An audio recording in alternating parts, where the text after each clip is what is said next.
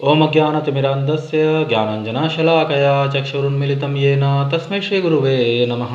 नमः ओं विष्णुपादाय कृष्णप्रेष्ठाय भूतले श्रीमते भक्तिवेदान्ता स्वामिनिति नामिने।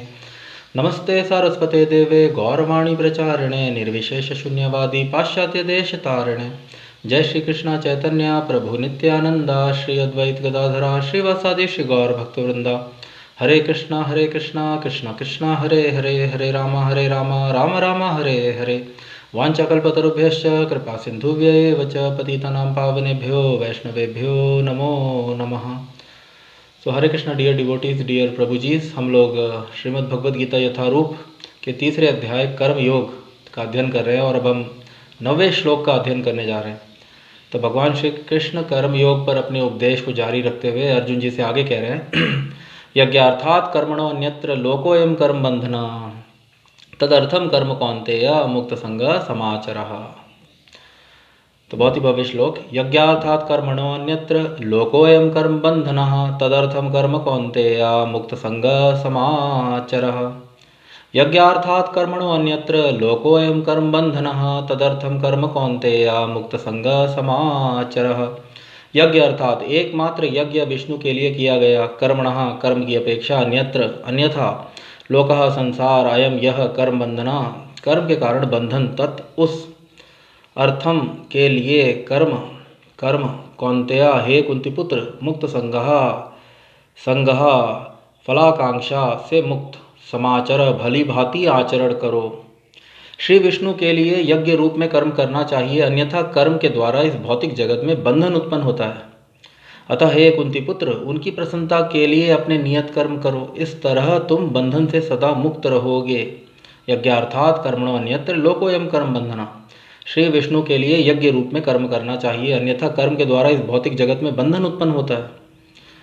तदर्थम कर्म कौन्तेय मुक्त संग समाचरः, अतः हे कुंती पुत्र, उनकी प्रसन्नता के लिए अपने नियत कर्म करो, इस तरह तुम बंधन से सदा मुक्त रहोगे।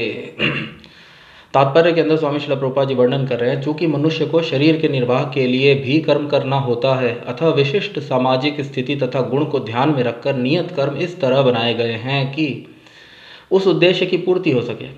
यज्ञ का अर्थ भगवान विष्णु है, सारे यज्ञ भगवान विष्णु की प्रसन्नता के लिए हैं। वेदों का आदेश है यज्ञो वै विष्णु। दूसरे शब्दों में, चाहे कोई निर्दिष्ट यज्ञ संपन्न करे या प्रत्यक्ष रूप से भगवान विष्णु की सेवा करे, दोनों से एक ही प्रयोजन सिद्ध होता है। अतः जैसा कि इस श्लोक में संस्तुत किया गया है, कृष्ण भावनामृत यज्ञ ही है। वर्णाश्रम धर्म का भी उद्देश्य भगवान विष्णु को प्रसन्न करना है। वर्णाश्रम आचरवता पुरुषेण परः पुमान् विष्णुराराध्यते, विष्णु पुराण। अतः भगवान विष्णु की प्रसन्नता के लिए कर्म करना चाहिए। इस जगत में किया जाने वाला अन्य कोई कर्म बंधन का कारण होगा, क्योंकि अच्छे तथा बुरे कर्मों के फल होते हैं और कोई भी फल कर्म करने वाले को बांध लेता है। अतः कृष्ण विष्णु को प्रसन्न करने के लिए कृष्ण भावना भावित होना होगा, और जब कोई ऐसा कर्म करता है तो वह मुक्त दशा को प्राप्त रहता है। यही महान कर्म कौशल है और प्रारंभ में इस विधि में अत्यंत कुशल मार्गदर्शन की आवश्यकता होती है। अतः भगवत भक्त के निर्देशन या साक्षात भगवान कृष्ण के प्रत्यक्ष आदेश के अंतर्गत जिनके अधीन अर्जुन को कर्म करने का अवसर मिला था, मनुष्य को परिश्रम पूर्वक कर्म करना चाहिए। इंद्र तृप्ति के लिए कुछ भी नहीं किया जाना चाहिए, अपितु हर कार्य कृष्ण की प्रसन्नता तुष्टि के लिए होना चाहिए। इस विधि से न केवल कर्म के बंधन से बचा जा सकता है, अपितु इससे मनुष्य को क्रमशः भगवान की वह प्रेमा भक्ति प्राप्त हो सकेगी जो भगवत धाम को ले जाने वाली है। तो बहुत ही भव्य श्लोक। भगवान श्री कृष्ण अर्जुन जी को कह रहे हैं, यज्ञार्थात् कर्मणो अन्यत्र लोकोऽयं कर्म बंधनः तदर्थम कर्म कौन्तेय मुक्त संग समाचरः। यज्ञार्थात् एक शब्द होता है स्वार्थ अथवा स्वार्थात्, और भगवान श्री कृष्ण जो हैं वे बोल रहे हैं यज्ञ अर्थात। और अनुवाद में स्वामी श्रील प्रभुपाद जी ने बताया यज्ञ का अर्थ है भगवान विष्णु। तो यज्ञ वै विष्णु। तात्पर्य के अंदर स्वामी श्रील प्रभुपाद जी ने वर्णन किया, समस्त यज्ञों का उद्देश्य भगवान विष्णु को प्रसन्न करना है। तो यदि भगवान विष्णु की कोई प्रत्यक्ष रूप से सेवा करे अथवा अपने नियत कर्मों का निर्वाह करे, स्वधर्मों का शास्त्र आदिष्ट निर्दिष्ट निर्देशित कार्यों को करने से मनुष्य जो है वह परम भगवान श्री हरि श्री विष्णु को प्रसन्न करता है। तो यज्ञार्थात कर्मणो अन्यत्र, और अन्य कोई भी कार्य, अन्यथा अन्यत्र अन्य कोई भी कार्य इस जगत में भव बंधन का कारण बनता है।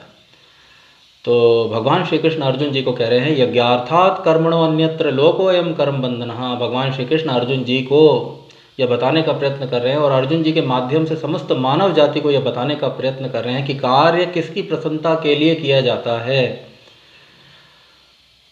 बद्ध जीव, भौतिक जगत में बद्ध जीव, बद्ध अवस्था को प्राप्त देहधारी जीव, भौतिक देह को प्राप्त मनुष्य मोहग्रस्त अज्ञानतावश इस चीज़ को भूल जाता है और वह स्वयं की प्रसन्नता हेतु कार्य करना चाहता है, स्व अर्थ। पर भगवान श्री कृष्ण जो हैं वे इस श्लोक के माध्यम से समस्त जगत को यह बताने का प्रयत्न कर रहे हैं कि समस्त कार्य वास्तविक स्वामी स्वयं परम भगवान परमेश्वर श्री हरि श्री कृष्ण श्री विष्णु हैं। विष्णु जो हैं वे भगवान के ही पुरुषावतार, परम भगवान परमेश्वर श्री कृष्ण के पुरुषावतार हैं। तो भौतिक जगत में प्रत्येक कार्य, और वे भौतिक जगत के स्वामी हैं। भगवान विष्णु भगवान कृष्ण के पुरुषावतार भौतिक जगत के स्वामी हैं। समस्त कार्य उनकी प्रसन्नता हेतु किए जाते हैं, किए जाने चाहिए शास्त्र अनुसार। यदि मनुष्य अपने प्रसन्नता हेतु स्वार्थ अपने लिए कार्य करता है तो वह कार्य कर्म बंधन, मनुष्य को कर्म बंधन में, कर्ता को कर्म बंधन में बांधता है, जिसके फलस्वरूप कर्म फलों को भोगने के लिए मनुष्य को पुनः एक देह धारण करके भौतिक जगत में संघर्ष करना होता है। कल्मशों के द्वारा उन कर्म फलों को भोगने के लिए मनुष्य को पुनः भौतिक संसार में भौतिक देह को प्राप्त कर भौतिक कल्मशों के द्वारा संघर्षपूर्ण जीवन व्यतीत करना पड़ता है। तो भगवान श्री कृष्ण श्लोक के माध्यम से अर्जुन जी को बताने का प्रयत्न कर रहे हैं यज्ञार्थात कर्मणोऽन्यत्र लोकोऽयं कर्म बंधनः तदर्थम कर्म कौन्तेय। केवल उनकी प्रसन्नता के लिए, एकमात्र विष्णु की प्रसन्नता के लिए हे कुंती पुत्र कर्म करो, तदर्थम कर्म कौन्तेय, तदर्थम उनकी प्रसन्नता के लिए, तदर्थम कर्म कौन्तेय मुक्त संगा। और यदि तुम इस प्रकार कर्म करते हो इस भावना से, बुद्धि योग पूर्व श्लोक के अंदर भी भगवान श्री कृष्ण ने, पूर्व अध्याय के अंदर भगवान श्री कृष्ण ने इसका वर्णन किया। तो मनुष्य को केवल तदर्थम भगवान विष्णु की प्रसन्नता हेतु, परम भगवान परमेश्वर कृष्ण अथवा विष्णु की प्रसन्नता हेतु कर्म करना चाहिए। और इस प्रकार मनुष्य सदा मुक्त संगः, उनकी प्रसन्नता के लिए नियत कर्म करो, इस तरह तुम बंधन से सदा मुक्त रहोगे। मुक्त संगः फलाकांक्षा भौतिक इच्छाओं, भौतिक संग से सदा तुम निवृत्त रहोगे, सदा मुक्त रहोगे। मुक्त संगः समाचरः, भली भांति। तात्पर्य के अंदर स्वामी श्रील प्रभुपाद जी ने वर्णन किया परिश्रम पूर्वक। तो भली भांति समाचरः यज्ञार्थात कर्मणोऽन्यत्र लोकोऽयं कर्म बंधनः तदर्थम कर्म कौन्तेय मुक्त संग समाचरः। श्री विष्णु के लिए यज्ञ रूप में कर्म करना चाहिए, कर्म को त्याग रूप में, यज्ञ रूप में। परम भगवान श्री हरि श्री कृष्ण श्री विष्णु जो हैं वे समस्त जीवों के स्वामी हैं और प्रत्येक जीव का यह शाश्वत धर्म है कि वह परमेश्वर की संतुष्टि के लिए, उनकी प्रसन्नता के लिए कार्य करे और समस्त कार्य उनकी प्रसन्नता के लिए ही किए जाने चाहिए। अन्यथा कार्य इस भौतिक जगत में, चाहे वे अच्छे या बुरे, अच्छे और बुरे समस्त कार्यों के, पाप तथा पुण्य समस्त कार्यों के कर्मफल मनुष्य को भौतिक जगत में बांधते हैं। तो हे कुंती पुत्र, उनकी प्रसन्नता के लिए अपने नियत कर्म करो, इस तरह तुम बंधन से सदा मुक्त रहोगे। तो पूर्व श्लोकों के अंदर भी भगवान श्री कृष्ण ने वर्णन किया जब तक मनुष्य प्रत्यक्ष रूप से भगवान श्री कृष्ण अथवा विष्णु की सेवा में संलग्न नहीं होता, भक्तिमय सेवा में संलग्न नहीं होता, तब तक उसको अपने स्वधर्मों का, नियत कर्मों का निर्वाह करना चाहिए और किसी भी मनुष्य को अपने नियत कर्म अथवा स्वधर्मों से विमुख नहीं होना चाहिए। पूर्व अध्याय के अंदर भी भगवान श्री कृष्ण ने अर्जुन जी को कहा, स्वधर्मम अपि चावेक्ष्य न विकम्पितुम अर्हसि धर्मयाद्धि युद्धाश्रेयो अन्यत क्षत्रियस्य न विद्यते। तो अर्जुन जी जो थे वे क्षत्रिय कुल से संबंध रखते थे और अपना राज्य आततायिनों से युद्ध करके अपना राज्य प्राप्त करना उनका कर्तव्य था, उनका धार्मिक कर्तव्य था। धार्मिक कर्तव्य शास्त्र अनुमोदित, शास्त्रों के द्वारा निर्दिष्ट जो स्वधर्मों का विधान है वह परम भगवान श्री हरि श्री विष्णु की संतुष्टि के लिए है, उनकी प्रसन्नता के लिए है। तो जब तक मनुष्य प्रत्यक्ष रूप से परम भगवान परमेश्वर अथवा विष्णु की संतुष्टि के लिए कार्य नहीं करता, प्रेममय भक्ति में संलग्न, पूर्णतया संलग्न नहीं होता, तब तक उसे अपने कर्मों से, अपने नियत कर्मों से, अपने स्वधर्मों से विमुख नहीं होना चाहिए। तो अर्जुन जी युद्ध से विमुख होना चाहते थे क्योंकि आततायिना उनके ही स्वजन थे और उनके ही संबंधी थे। तो अर्जुन जी उनको मार कर अपने हृदय को, अपने मन को दुख नहीं पहुंचाना चाहते थे, परंतु भगवान श्री कृष्ण ने पूर्व अध्याय के अंदर भी अर्जुन जी को कहा कि जो उनके स्वजन और सगे संबंधी हैं वे आततायी हैं और उनसे युद्ध करके धर्म की स्थापना करना अर्जुन जी का कर्तव्य था। तो अपने स्वधर्मों का, नियत कर्मों का निर्वाह भगवान की प्रसन्नता हेतु किया जाता है। तो जब तक मनुष्य प्रत्यक्ष रूप से भगवान की प्रेममय भक्ति में संलग्न न हो तब तक, और क्योंकि अर्जुन जी को स्वयं भगवान श्री कृष्ण युद्ध का आदेश दे रहे हैं, निर्देशन कर रहे हैं, तो उनकी प्रसन्नता हेतु युद्ध करना ही अर्जुन जी का एकमात्र धर्म है। तो चूंकि मनुष्य को शरीर के निर्वाह के लिए भी कर्म करना होता है अथवा विशिष्ट सामाजिक स्थिति तथा गुण को ध्यान में रखकर नियत कर्म इस तरह बनाए गए हैं कि उस उद्देश्य की पूर्ति हो सके। तो वर्णाश्रम व्यवस्था, वर्णाश्रम धर्म की स्थापना स्वयं भगवान श्री कृष्ण जो हैं वे वर्णाश्रम धर्म के संस्थापक हैं। चातुर्वर्णम मया सृष्टम गुण कर्म विभागशः। तो प्रत्येक जीव अपने गुणों के अनुसार, अपने गुणों व अपने सामाजिक स्थिति के अनुसार एक वर्ण प्राप्त करता है और एक आश्रम के तहत, एक वर्ण तथा एक आश्रम के तहत उसको शास्त्रों के द्वारा आदिष्ट अथवा निर्देशित कार्यों को करना होता है और यह कार्य उसके गुणों के अनुसार उसको प्रदान किए जाते हैं, जिनको करने से मनुष्य अपने हृदय को भौतिक आसक्ति से, भौतिक कामनाओं से निवृत्त कर सकता है।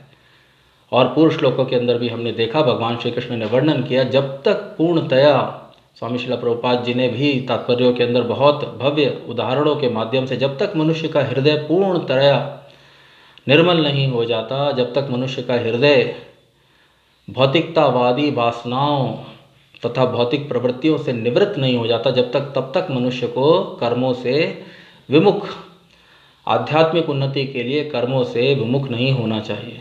अपने स्वधर्मों से, अपने नियत कर्मों से विमुख नहीं होना चाहिए। नियत कर्मों के निर्वाह से, स्वधर्मों के निर्वाह से मनुष्य जो है अप्रत्यक्ष रूप से परम भगवान श्री हरि श्री विष्णु को संतुष्ट करता है। और यदि मनुष्य निस्वार्थ भावना से, इस दिव्य बुद्धि से, दिव्य चेतना से कार्य करे तो वह न केवल अपने आप को कर्म बंधनों से मुक्त कर सकता है, अपितु परम भगवान के धाम, भगवत धाम तथा भगवत भक्ति प्राप्त कर भगवत धाम में प्रवेश करने के योग्य हो जाता है।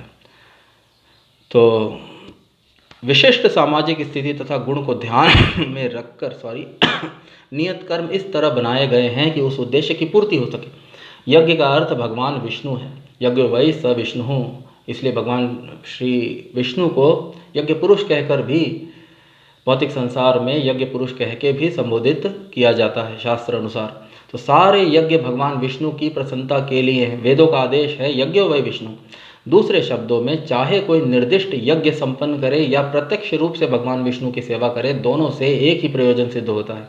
अतः जैसा कि श्लोक में संस्तुत किया गया है, कृष्ण भावनामृत यज्ञ ही हैं। कृष्ण भावनामृत प्रत्यक्ष रूप से भगवान श्री हरि, श्री विष्णु अथवा श्री कृष्ण को प्रसन्नता के लिए किए गए कार्य हैं। और निर्दिष्ट कर्म, शास्त्र निर्दिष्ट कर्म अथवा नियत कर्म, नियत निर्दिष्ट यज्ञ हैं, जिनकी पूर्ति से भी मनुष्य जो है भगवान विष्णु को प्रसन्न करता है और वह हृदय की मलिनता से निवृत्त हो पाता है। तो दूसरे शब्दों में चाहे कोई निर्दिष्ट यज्ञ संपन्न करे या प्रत्यक्ष रूप से भगवान विष्णु की सेवा करे, दोनों एक ही प्रयोजन सिद्ध होता है, दोनों से एक ही प्रयोजन सिद्ध होता है। अतः जैसा कि श्लोक में संस्तुत किया गया है, कृष्ण भावनामृत यज्ञ ही है। वर्णाश्रम धर्म का भी उद्देश्य भगवान विष्णु को प्रसन्न करना है। स्वामी श्रील प्रभुपाद जी ने विष्णु पुराण से बहुत भव्य उदाहरण लेते हुए वर्णाश्रम आचरत वता पुरुषेण परः पुमान् विष्णुराराध्यते। यदि कोई मनुष्य वर्णाश्रम आचरवता, यदि कोई मनुष्य वर्णाश्रम धर्म के अनुसार, वर्णाश्रम व्यवस्था के अनुसार आचरण करता है,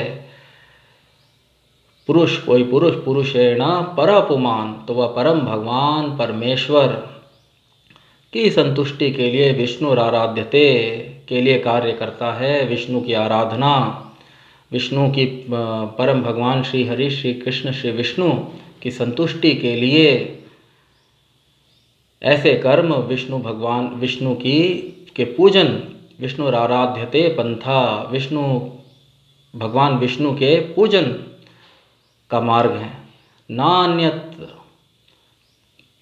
तोष कारणम, और भगवान विष्णु को प्रसन्न करने का कोई दूसरा तरीका नहीं है। तो विष्णु पुराण में इस बात की पुष्टि होती है कि वर्णाश्रम धर्म का पालन करने से मनुष्य परम भगवान विष्णु को संतुष्ट करता है अथवा प्रसन्न करता है।